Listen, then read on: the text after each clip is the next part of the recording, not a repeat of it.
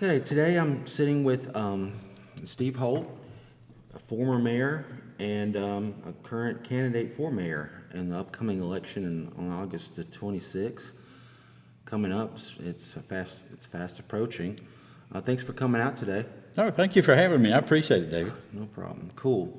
So I got some questions I'm gonna start out with. Just want the public to kind of get to know you, or get to know you. You know. Okay. Yeah, get to know me. Get to know you. You know. First question: why don't you tell me a little bit about yourself and why you're running for mayor? Okay. Well, I'll tell you about me. We've lived in Florence for 34 years, since 1994. Moved here from Asheville, North Carolina, and I'm a native of East Tennessee, but this is home. We've been here a long time. Our two youngest children, John and Allison, grew up here and went to the University of North Alabama and graduated. My wife, Susie, we've been married almost 44 years. I'm a graduate of the University of Tennessee, Knoxville, with a degree in public administration. That's a political science major and an economics minor. I'm a graduate of the United States Chamber of Commerce Institute for Organization Management at the University of Georgia. I'm a graduate of the Economic Development Institute at the University of Oklahoma. I've held the certification of Certified Chamber Executive and Certified Economic Developer. At the time I achieved both of those designations, I was one of less than 100 in the entire country that had both designations. So I've spent my entire career in economic and community development, and that's my background. It's my love, and it's why I ran for mayor the first time. And we had a 4-year term. We were blessed with a lot of really good things that happened, and I'm looking forward to doing it again. I'd like to do one more term. Well, it definitely sounds like you're qualified. What would you say makes you different from your opponents, other people running for mayor? Well, I'm friends with all of those that I know, with Ron Tyler, Bill Griffith, Billy Ray Simpson. Mm-hmm. The others I have not met and haven't had a chance to meet, but I look forward to it. Mm-hmm. Again, we're all friends. We've been friends for years. But I think a couple of things. One, I've served a term as mayor, so I have the experience. I've been there and done that, Mm-hmm. and I know city government quite well. Mm-hmm. I was able to hire almost 40% of the department leaders, so I know them and I've worked with them. Mm-hmm. But I think the other thing that separates me is my experience in community development and economic development. I've had 40 plus years in economic development, recruiting business, recruiting industry, from retail business, commercial business to manufacturing. I've done it all, and I know how to do it, and I know what we need in this community, and I think that separates me from the others. Okay, all right. What are some of your views on governmental transparency, and would you support more transparency in our local government? Well, one of the things I've noticed is that they recently, or some months ago, they cut out the ability for the public to respond To the Facebook live to the stream. Facebook live stream. And Yeah, it's very conspicuous. that's a public meeting, I was not happy. and I never did understand that. I didn't ask questions about it, but I surely didn't I did. understand it. Well, good, you should have. Yeah. But when I'm elected, the first thing we'll do is open that back up. We're big boys and girls, and we're elected to those positions, and Yeah, those are not secretive positions. Those are wide open public positions, and they need to. That's what I said. Sorry to interject. That's what I said. If you're a public figure, maybe and you can't handle some comments, then maybe you shouldn't be in public figure. You should be in the private sector, perhaps. Well, the comments are there. Frankly, I guess you can take them or leave them, but to cut off the public's ability to respond is not the appropriate thing to do. Yeah. And it should be open. And what you see is what you get with me. I live off of my integrity, my character, and my honesty, and I sleep well at night. Yeah. So I'm not going to tell you one thing and then tell somebody else something else. And whether it's a committee meeting or the city council meeting, they're open to the public, and there's no reason. The only thing I can think of that would be confidential is if you were having an executive session about an employee or Yeah, something. well, that's stated in the Alabama's Open Meetings Act. And other than that, Yeah. it's an open meeting. And Yeah. frankly, we ought to have fun with it.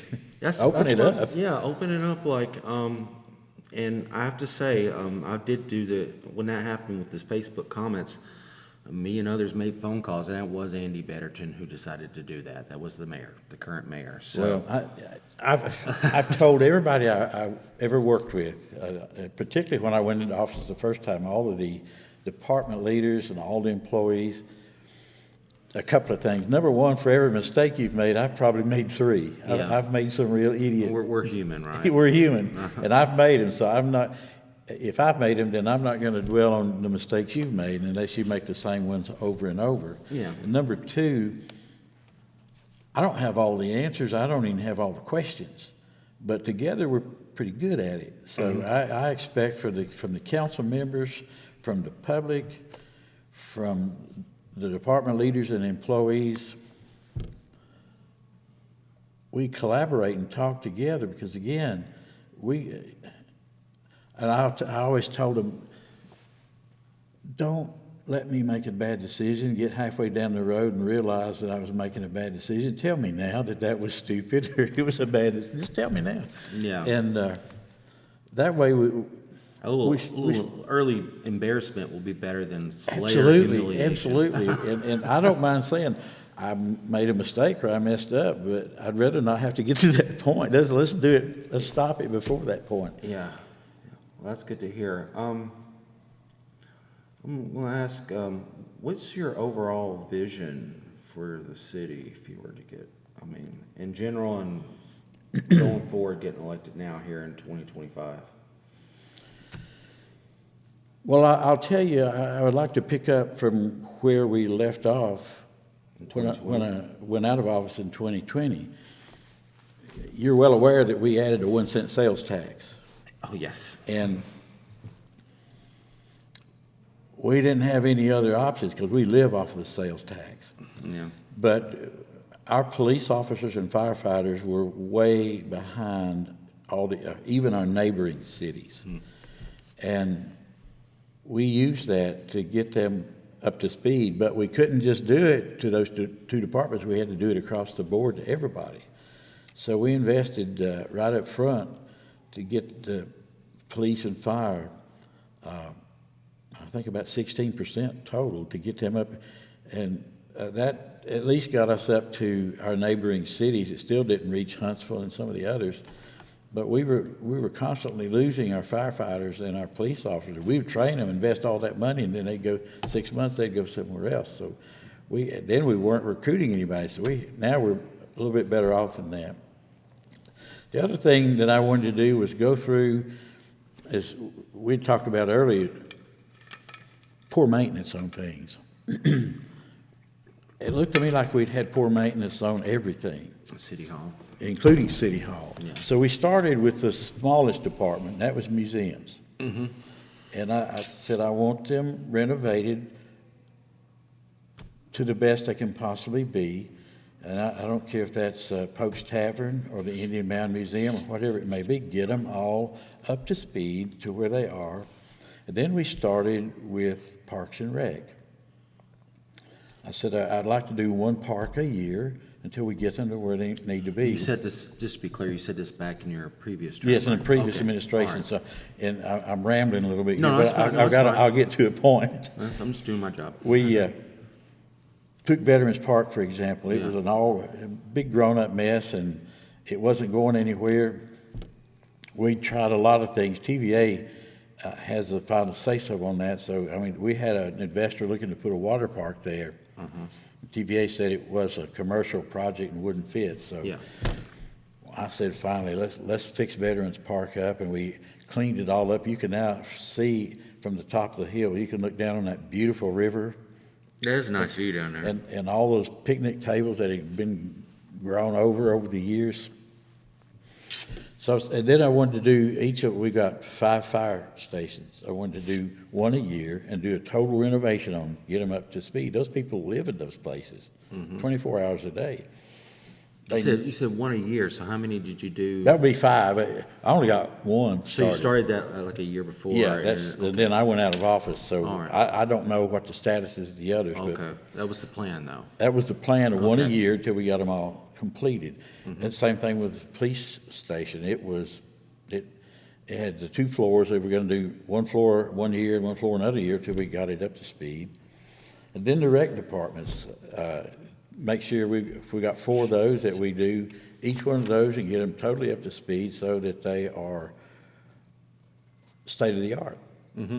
And then we got into the city hall issue of how bad it is and the parking deck, which when I was there, I guess we're just gonna get into City Hall now.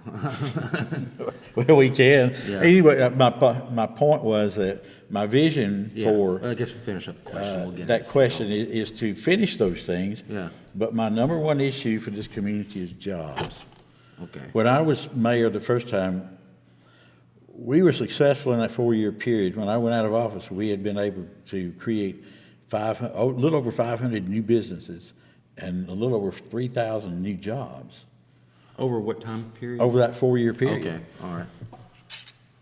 But the 100% of them were small business, and I'm a fanatic supporter of small business. That's the backbone of this country. And year in and year out, here or across the nation, 80% of the new jobs are created by small business. But we're not attracting the major investors that we desperately need. Muscle Shoals is doing it because they've done a good job of establishing an industrial park there. They got space. And they've got the space. Yeah. We don't. We've got to have the space. We've got to find land suitable for an industrial park so that we can keep growing here in the next 20 years with manufacturing jobs. Yeah. So that's my number one priority. I think manufacturing would be very important. You know, as a blue collar worker myself, I got to go out of town to find work and stuff. And like, not everybody wants to work in hospitality or in an office somewhere. You know? Absolutely, and I've said for years that if we as a local community here or anywhere else, if we're going to spend at least half of our tax dollars year in and year out to educate our children, then I think we as adults have a moral responsibility to be able to provide a place and a job for those children when they graduate so that they don't have to leave here. Yeah. It's not fair to them and it's not fair to us. They need a place to stay if they want to. And I've looked at this community for years. There's nothing wrong with us, but we do need the land to grow. Okay. Any particular ideas about acquiring the land, or you'd have to kind of investigate once you're... I looked when I was mayor before. I looked at several places, and the challenges are if you Florence can't grow south because there's a great big river right behind us, Yeah. and that's good. That river is our interstate highway. Yeah. Because frankly, you can take a barge from here to anywhere in the world through the Tennessee Tom Bigby waterway.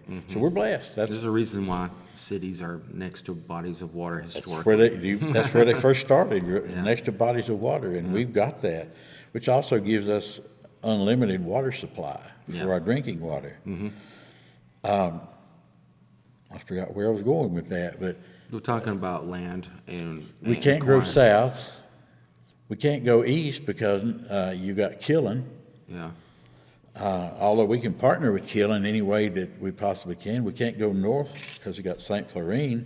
We can go northwest up Cloverdale Road, and we can go west out into the Oakland area or anywhere out there, like where the Sportsplex is. Yeah, this is a lot So of... there are options for us, and I've looked at all those, but we have to have land that our water, sewer, the horizontal infrastructure is Yeah. somewhere close to it. Yeah, okay. Yeah, you mentioned City Hall. Yeah, well, how should I ask this? I'm thinking. Yeah, basically, it's pretty much been decided that we're gonna do a city hall. Do a new city hall. This has been going on for years. Me personally, I'm really disappointed and, just to say lightly, how this, how this all went down. I feel like that, the local government, for whatever reason, didn't really reach out to the public and be like, okay, we're thinking about, doing a new city hall. It's gonna be very expensive. This is the, it seems like they just made up their mind and just went ahead to do it. It seems like, to me, it seems like they would have had to vote on whether or not to do it or not first, and then get the bond, and then do the architectural plans and stuff. Unless I'm reading this wrong, the whole process seems pretty convoluted. I could have this wrong, but it seems like they didn't exactly go to the public hat in hand and be like, listen, we need this new city hall and stuff. And I think I've done a tour of the old city hall. Yes, it is in disarray and disrepair, but I feel like it hasn't been maintained. I feel like it wasn't being taken care of, and I find it offensive that we want to build a brand new, super fancy building. If they, just for them to not take care of it, and it's my opinion. But mainly it's the process, the non-transparent process of how this went down. Because I've challenged them when they talking about the new plans, or and even with dealing with the parking deck, knocking it down. A big reason for that because that's where they wanted the city hall and stuff. And I'm like, hold up, wait up. Let's just talk about whether we need a new city hall first. They're basically, no, we're not voting on new city hall. We're voting on plans for the city hall. We're voting on knocking down the parking deck, which is for city hall. And I found it just infuriating how they did that. Sometimes they were putting the cart before the horse, so to speak. Sorry to ramble on a little bit. That's just sort of You're covering it well. My views on that.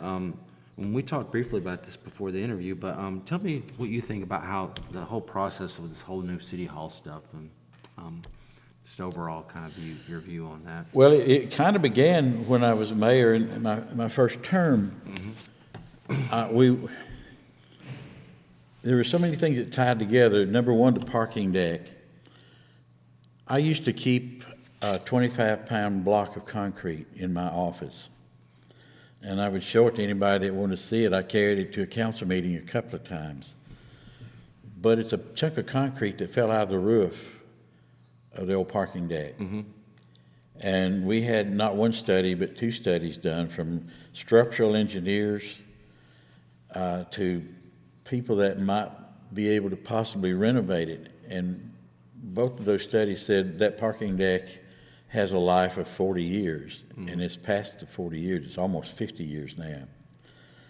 When I was mayor, we had to close the top two levels because the vibration was causing that concrete to fall out. So I know some people have said we could have spent a couple of $1 million and repaired it. Everything we looked at said it was not repairable. The steel structure was okay, but the concrete was not, and it just had lived its life. Now, at the same time, we were looking at the replacement for City Hall, and when I left office, we were talking about a building that would be parallel to Tennessee Street. Mm-hmm. And I don't know, 3 or 4 stories, and it would have included, I think, including the EMA, mm-hmm. which maybe is not now being considered as part of that building. EMA, what is Emergency Management Services. Okay, all right. That is currently in the old City Hall, but I think maybe they are looking at another location that would be separate from what we're looking at. But then... So it seems like they changed the proposed location for this new city hall? It looks to me like they've changed the proposal, but and they hired Lambert Ezel Durham to design the building. Once already, right? Once already, and that was probably a couple of $1 million. And now, if they're moving the location, which it looks like they are, to the old parking deck location, now that's a redrawing of the plans, and that's expensive. Yeah, to be fair, I think a big reason they did that was to try to cut down the initial cost. I think they were like wanting, but wanting something much grander and more expensive, and it's kind of, I think it's Jimmy Oliver and others maybe pushed back, wanted it kind of cheaper, and I think that might have been the reason for the redraw. But again, I think if you just went to the public initially, maybe we could, the public would have said, listen, this is too expensive, and could have saved the initial drawing. They were like, no, we're going to have this super expensive building. To the best of my knowledge, we never had public hearings on it. Yeah. Certainly not, it was just in conceptual frame when I left office, but public hearings are always good to have public input. Especially on major things, right? It's back to, you and I've talked before that I don't have all the answers. I don't even have all the questions. But together we'll get them, and one of the ways to get them is public input. And if we didn't have public hearings, we should have had public hearings or public displays where people could come and look and give their ideas on what we Before might do. you start Before drawing. you start, before you even start the drawings. Yeah, definitely. So, so overall, what's sort of your feeling? I'll kind of return back to the question, like, what would you do with the city hall project if you were elected? I guess me personally, I think might as well go forward. We've already wrote up the plans. I'm still gonna kind of, excuse my language, bitch and moan a little bit about, I want people to not forget how it went down, but we've already spent the money, and I wouldn't think it'd make much sense to drop some more plans, spend millions more. I mean, the location was changed. How do you feel? You didn't really talk about how you feel about the location changing on that, or did you? I liked the location originally. Yeah. But, so if Why? you, Just, the original plan was to take the old parking garage site and make it commercial. When it was torn down, it backed up to. like a commercial lot for a business? For commercial development, Yeah. yeah, for small businesses. Yeah. Or a banking institution or anything else that could go there in order to continue to develop off of Court Street there. You've got major arteries between Court Street and Pine Street, so any commercial development you can do there is That would be bringing in more money. And absolutely more bringing in more money. So that was the original thought, but I guess all that's changed with the current mayor and council. And I'm not going to disagree with it. That's their decision. But then that leaves all that other property over there. In the middle of all that, we sold the building, the old First Federal building, where the mayor's office and a lot of other city offices are located. We sold our half of that to the county. So I think we sold it, and then we were going to lease it back for a couple of years while we built the building. And now we're at least 5 years into leasing that building from the county, so that's probably $250,000 a year in leasing costs. Might have been saved if there was a little bit, maybe some more discussion from the get-go, and, I feel like. Well, we had also looked, if I remember correctly, we had looked at that building and about the possibility on the south side of the building where there's a parking lot that could we buy that building, add 2 or 3 stories where that parking lot is, and get the space we need to let that be our city hall. And the answer to that was no, we couldn't get enough square footage there. So then instead of buying the county out, we sold out to the county, and it works for them. And then after that, I went out of office. But the original plan was to build that facility and then tear down the old city hall and make another mini parking deck right there, so that we would enhance parking, because parking is It seemed like the original plan would have had a new city hall plus some commercial development. Now it's just a new city hall, so, if I'm not. Yeah, it's taking that lot for City Hall, but then it leaves everything else over here. If you tear down the old building, what are you going to do with it? You could be just street level parking, or you could have a 2-level deck or whatever. Or you could maybe turn that into possible commercial. I don't know that it's big enough, but you could look at it. Well, whatever you would decide, maybe you would seek public input on that, wouldn't you? I think we have to,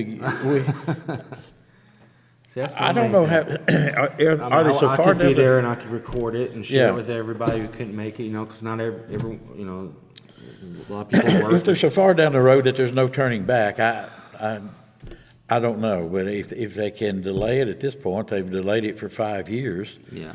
And Well, I know there's some, excuse me, there's been fine. one or two suggestions some of water looking here. at some other buildings downtown.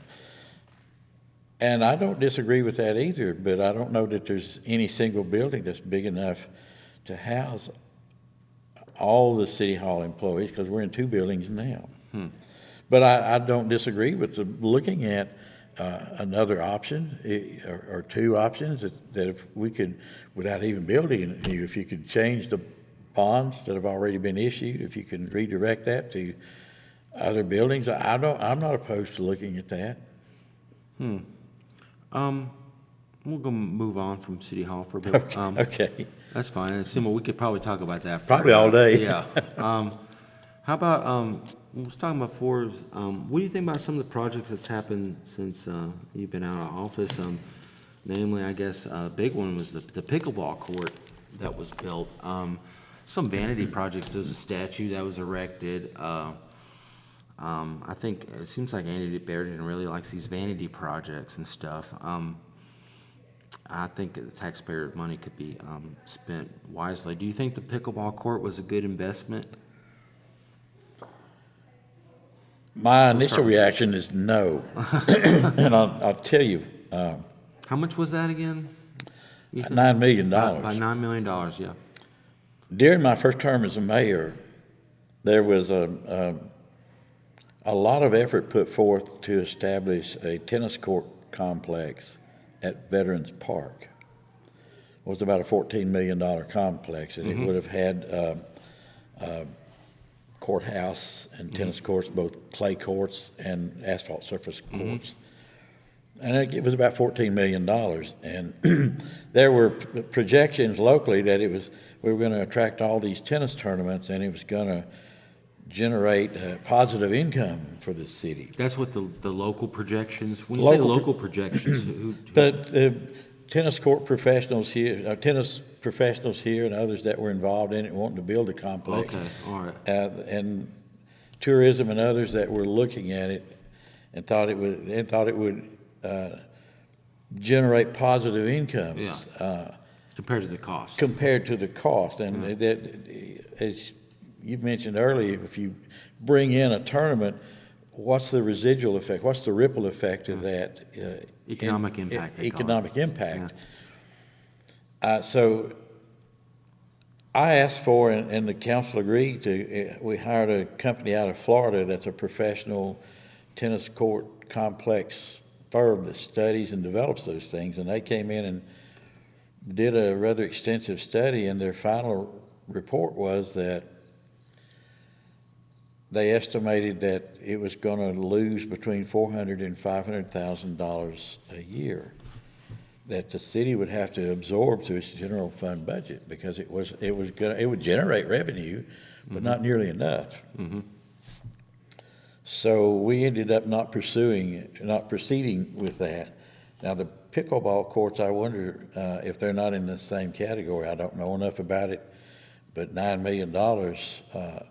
For something that's not as big as tennis, I don't think. But $9 million is a lot of money, and the city is really, in my opinion, close to being maxed out in its ability to borrow money. Yeah, I feel like this administration really did charge up the credit card. I'm afraid anyone that comes in after this election is going to be limited on what they can do, just because we're so in debt from this administration. I feel like there's a lot of reckless spending. I suspect you're right. I think we're probably at the limit of our borrowing capacity. So I don't know. I've asked. Sorry to interrupt you.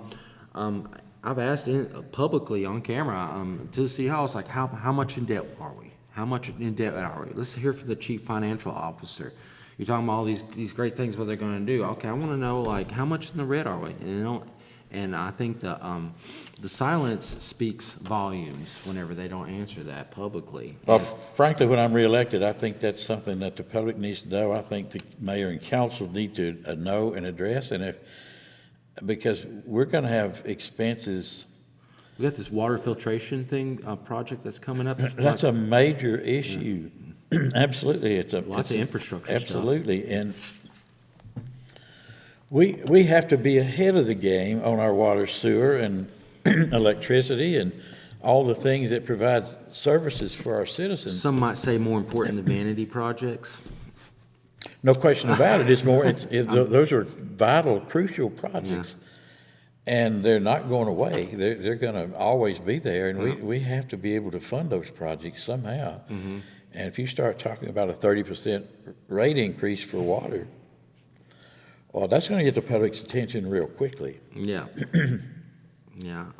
And I'm afraid of maybe our city credit cards, just to use a basic metaphor, maybe we've reached our credit limit, Well, good, bad, or indifferent, I think the public needs to know, and we all need to know. Yeah. Yeah. It tells us, if we know What's where our we books are, look then we know where we're going. Yep. And when the public might know how to respond to a big project, be like, can we afford it? Right. Because it's all of our monies. It's not just six people's and the mayor's monies. It's all of our monies. Either way, the public has the right to know. Yeah. Some have asked me, what would you, what's the best way to phrase this? Do you support the local animal shelter? Would you maybe help them more than it's been helping them? When I was mayor, my first term, we were successful in getting the Animal Services building completed. When I came into office, Did you, sorry to interject, did you have a problem with them going out of state and to help getting animals adopted and stuff like that? no, that's one of the major services. We get so many animals because we service the entire There was a city. controversy about that. Recently, I think there was a controversy about how to transport those animals. Yeah. But when, there was a puppy mill that was investigated. We took in like 50 animals at one time here recently, and that just overwhelms the capacity. Even though that building is 4 times larger than the old building we had, it still has a capacity, and it reached its capacity almost immediately. So, your goal is to be maybe a no-kill facility, Or as little as possible. when you're now, a private facility can do that. A public facility almost never achieves no-kill because you've got animals that are maimed or injured, or maybe they're sick for some other reason, or maybe they're just vicious. Yeah. Those are animals that are not placeable in another home, and there's nothing you can do about that. But we're still overwhelmed. So the beauty of that transport and the rescue is that there are, and Cheryl has been a master at that, and the volunteers that have been able to connect with these other places around the country, particularly in the north and the northeast, that maybe will come here, or sometimes we got to take them there. But sometimes you're looking at 15, 20, or 25 animals at one time that go to a rescue somewhere else, which moves them out of our facility. It costs a fortune to maintain them here every day, and if we can relocate them to another community, we're blessed and fortunate to be able to do that. And And for from what us, I understand, they don't even charge. They're just like, here, give us the animals and we'll help you with that. That was my not only that, but sometimes they will take if we have to spay and neuter, sometimes they'll take the animal and do the spay neuter, which takes that expense off of us. But more than That's not anything cheap. else, it's not cheap. But it moves those animals out of our market into somebody else that wants them. And for our ability to transport them, that's a no-brainer. We do that. That's what we do. The volunteers help do that, and Cheryl works 24 hours a day as it is now. She's got to have some help, and the volunteers are really, we're again, blessed to have the volunteers we have to do that, but to be able to get those animals out of this market, sometimes we have to transport them, and that's an easy thing to do. And we need to provide the capability with an adequate van to do that. Yeah, yeah. There was, of course, there was a recent controversy. A lot of people are upset. The current mayor halted all of a sudden the transport of the animals, saying it was against city code or something like that. And yeah, a lot of people were upset about that. It seemed very unnecessary. It didn't make any sense to me. It seemed like a win-win situation to be able to deliver them. A good point. It has always been a win-win situation where when we can Unless you just, relocate animals, again, it minimizes our ability to have to euthanize an animal. We do not want to do that. Yeah. But, I mean, sometimes you have to for the reasons I mentioned, but if you can take a healthy animal and relocate them to a place where somebody wants them, that is absolutely a win-win. Yeah. Seems like you got some notes here and stuff like that. I've kind of run out of the questions that I kind of wanted to ask. Is there anything that comes to mind that you would like to talk about? We got a little extra time here. Well, I'm Sorry to give you a thankful for the little things that happened during our term. We were just, I just call them God things, because we, do you remember there was a crossover between Sam's Club and Target. There was about 100-foot space, and I was gone for a long time. I came back in 2019, but you can go on. Well, it was about that time when you came back that it was just it was a electricity department right away and other things, but it was kind of no man's land. But people were cutting through and going over the grass. And Target and Sam's Club would never agree to let us pave it. Mm-hmm. So all of a sudden, the two managers of those stores said, we need to do that. And they got their corporate permission. So the David Kuntz and his crew went out there and paved that. It was about 100-foot strip. Mm-hmm. But now you can leave Target or Sam's and go to the other market with a little asphalt crossover. That's a little thing that I think makes a big difference. Mm-hmm. Getting back the old country club for the senior center that mayor and council had sold to a Chinese investor. When did they do that? That was in 2014 or 15. Mm-hmm. And then he never developed it, and finally, I hadn't been in office a month till he had a representative call and say he'd like to sell it back to the city. Mm-hmm. So we were able to get that money back. Get that building back, and it's a wonderful senior center now. Mm-hmm. And there's land out there that could be used for other things, and there are some city offices out there. The roundabout in East Florence, we've struggled with that for years, and that's taken place. It's helped develop East Florence. It looks really good. It's got streetscape down there, and it has... some people like it, some people don't. I think it's humorous. Almost like it's a roundabout. I like it myself. Some people, I don't have to stop if I don't have to, if there's no cars, But some people don't like it, but I just don't think it's a big deal either way. I'm like, come on, man, Roundabouts are very effective in moving traffic. Yeah. And that one... because the streets were offset down there, we looked at, do you put a traffic light there? It was like impossible to do a traffic light because you had Huntsville Road, you had Royal Avenue, this way, and and then that street coming down the hill, and they didn't match up. So a traffic light was just unrealistic. So the roundabout was the clear answer to it, and we found all this old infrastructure, an old rail bed down there, and all those things when we got into it. So it took forever to get it done, and it rained, and then it rained some more. Well, generally it rains is when you're trying to do stuff, and it's when it rains, On that project for sure. When you got to do something outside, that's how you can predict the rain. Oh, the wonderful people down there that were already in business, they were probably pulling their hair out, but they were so patient, and I'm sorry for the difficulty it caused them trying to stay open during the construction of that, but it's turned out really nice, and a nice development for East Florence. And I know, I couldn't help but notice, a genius marketing ploy, there's a advertising sign for auto collision, like lawyer, right above the, it's more a publicity thing. I'm not sure how many wrecks, I don't think there've been any wrecks down there that I know of, but, I'm The sure only there- thing that happened was, right when it first opened, there was a semi-truck, didn't make the turn quick enough, and he ran up into the Okay. little garden area there, but that's the only one I know Only of. wreck- People- wreck- I went there the first day it opened, and I just stood there for about an hour and watched, and people navigated like Watching it'd been there them for like 100. Yeah, but I mean, people just they were going through it like it'd been there for 100 years. And Yeah, I thought this that makes was- sense. It seems weird at first, but then once you get the concept, I mean, it's been around, and accidents going to happen. I don't get in accidents. I've been in one accident, and I was sitting at a stop sign, and someone, an older person just turned too quick and hit me head on. So I was just like, I've gotten a wreck. I was just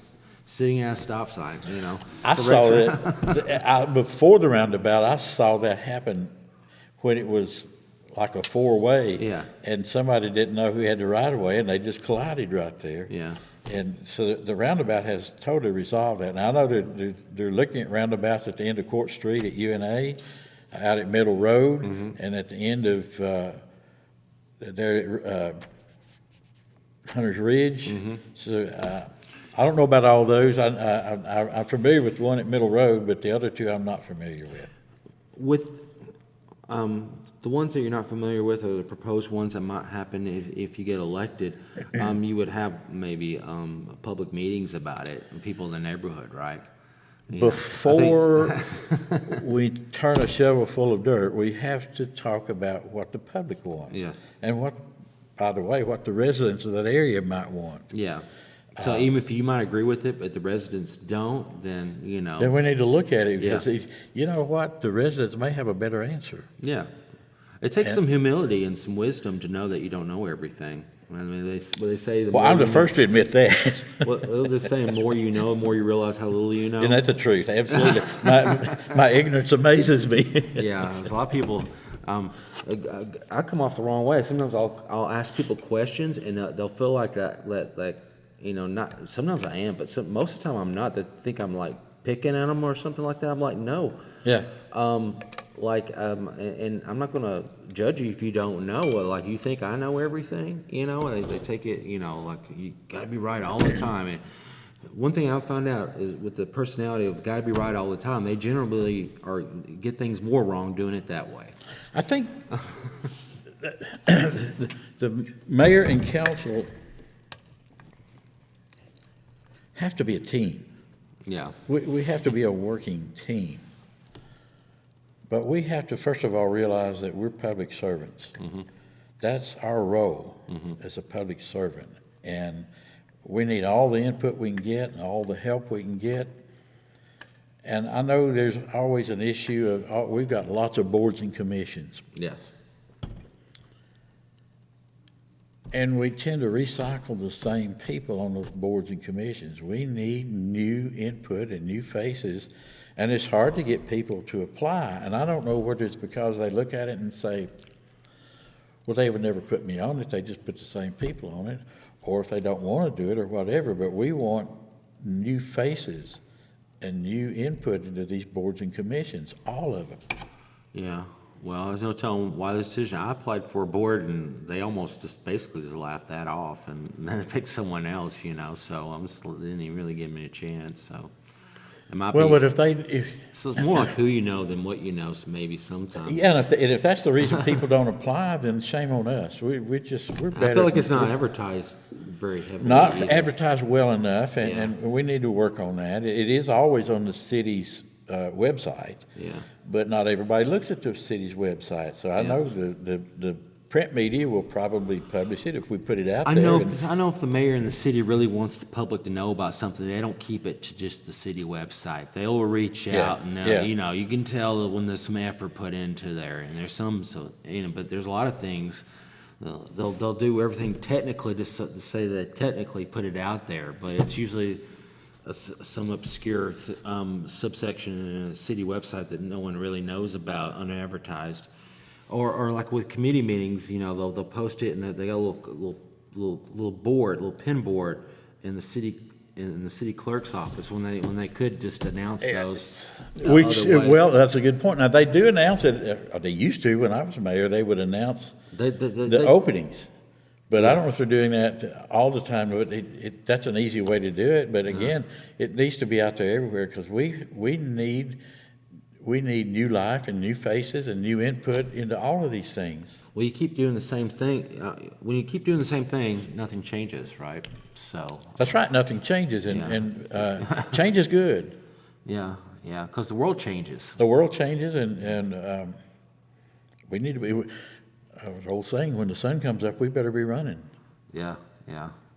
Well, I think we've had a pretty good conversation right here. At this point, I generally I get up and I just point the camera to you, and you face it, and you kind of tell give your pitch to the public or whatever you want to say to someone watching this video, if that's okay with you. Yes. You want me to look at the camera, right? I'll let you know. Okay. Yeah, I'm just gonna Here we go. So anything you want to tell the public watching this? I've been blessed to be mayor for one term, for 4 years. We had so many good things happen, and I love this city. I've been here, I've invested 22 years of my life in community and economic development here, and then 4 years as mayor. I want to continue to do that.